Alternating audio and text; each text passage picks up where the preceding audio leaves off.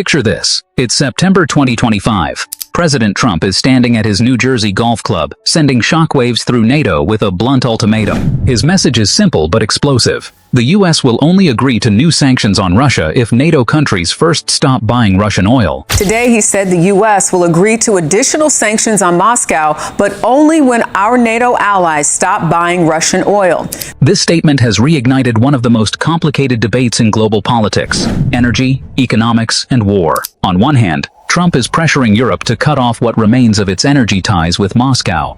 On the other, many NATO countries are still quietly importing Russian oil to keep their economies running. So here's the big question. Can NATO really ban Russian oil completely, or is this demand more political theater than economic reality?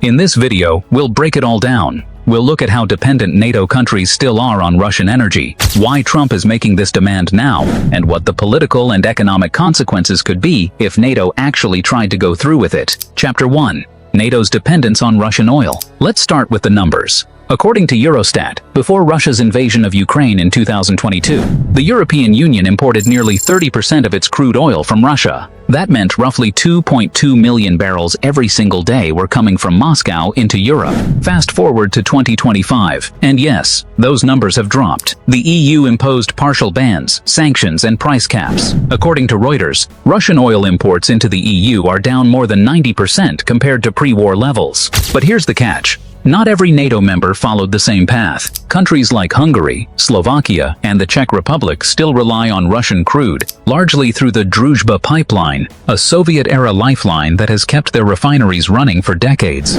Meanwhile, the Center for Research on Energy and Clean Air, CREA, reports that Turkey, also a NATO member, has become the third largest importer of Russian oil since 2023. Even though it's part of the alliance, Ankara has chosen cheaper Russian oil to support its fragile economy. So while overall dependence has dropped, some NATO countries remain locked into Russian supply lines. Cutting that off completely would be politically painful and economically costly. Chapter 2. Trump's ultimatum.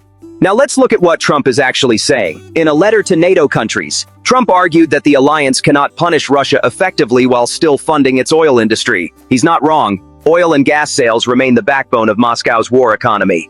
According to Statista, in 2024, energy exports made up more than 40% of Russia's federal budget revenues. Every barrel bought from Moscow indirectly funds the war in Ukraine. Trump's proposal has two parts. Number 1, NATO allies must stop buying Russian oil completely. Number 2, NATO should also impose secondary tariffs of 50 to 100% on Chinese goods, since China is now the largest buyer of Russian oil. On paper, this is Trump's way of forcing NATO to hit Moscow harder by targeting its biggest customers. But in reality, this plan raises tough political and economic questions. Chapter 3. Can NATO really do it? Here's where the politics clash with economics. Let's imagine NATO tried to enforce a total ban. What would that look like? First, countries like Hungary and Slovakia would need immediate alternatives, but their refineries are designed to process Russian crude. Switching to Middle Eastern or American oil isn't simple. It requires retooling infrastructure, which costs billions of dollars and takes years. Second, Turkey's role becomes crucial. As Reuters noted in early 2025, Ankara has doubled its imports of discounted Russian oil. For Turkey, buying Russian crude at a bargain helps reduce inflation and stabilize fuel prices. If NATO forces Turkey to stop, it risks straining relations with one of its most strategically important members. Third, there's the issue of enforcement. Would NATO impose fines? Would it expel members who refuse? History tells us NATO prefers consensus, not confrontation within the alliance. So while a total ban is possible in theory, the political reality is far more complicated. Chapter 4. The economic impact. Now let's talk about money, because this is where ordinary people feel the effects. If NATO banned Russian oil tomorrow, prices would spike. Analysts at Goldman Sachs estimate that a sudden cutoff could push global oil prices back above $120 per barrel. For Europe, that would mean higher gasoline prices, higher heating bills, and increased costs for industries already struggling with inflation. For the United States, it could mean higher gas prices at the pump, just months after Americans began to see relief. Imagine filling up your tank in California or Texas and suddenly paying $5 to $6 a gallon again. And for countries like the Philippines, which imports nearly all of its fuel, the ripple effect would hit commuters, jeepney drivers, and households already facing high costs of living. So the economic pain wouldn't just be in Moscow, it would hit Washington, Brussels, Manila, and beyond. Chapter 5: NATO's Political Divisions. Beyond economics, there's the question of unity. NATO prides itself on presenting a united front, but history shows cracks when economic interests collide. For example, during the Cold War, Western Europe continued buying Soviet gas despite US objections. In fact, the famous Druzhba pipeline that still runs today was built in that era. Fast forward to today, and similar tensions remain.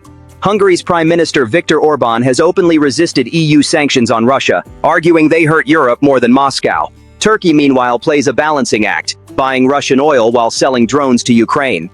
So if Trump forces this issue, NATO could face a serious internal crisis. Some members may comply, others may resist, and that division could weaken the alliance at the very moment Russia is testing its resolve.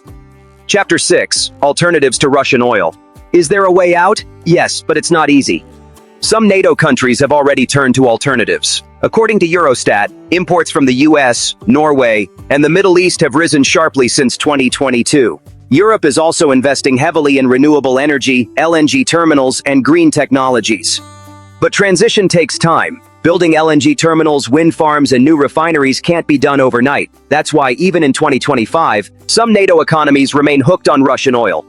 And don't forget, countries like India and China are still major buyers of Russian crude. So even if NATO bans it, Moscow will still have customers. The question is whether the lost European market would hurt Russia enough to matter.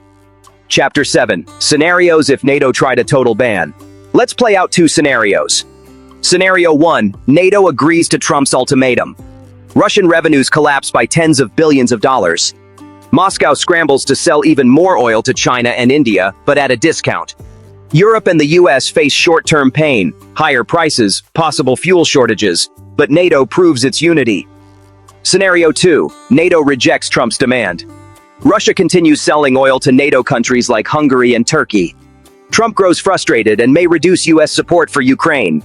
NATO's credibility takes a hit, showing cracks in the alliance. Both scenarios come with risks, and neither guarantees a quick end to the war in Ukraine. Chapter 8: Why this matters to you. Now let's bring it closer to home. For an American viewer, this debate isn't just about NATO strategy. It's about how much you pay at the gas station, or how much your grocery bill rises because of higher transportation costs.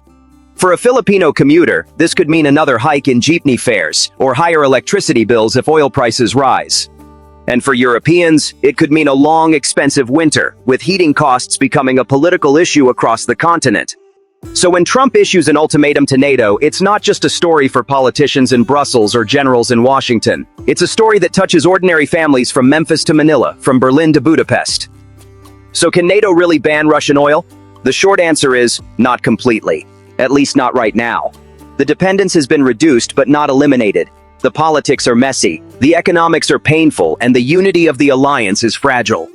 Trump's ultimatum shines a spotlight on this uncomfortable truth. NATO wants to punish Moscow, but it also needs to keep its economies running. And until those two goals align, the debate over Russian oil will remain one of the thorniest challenges of our time.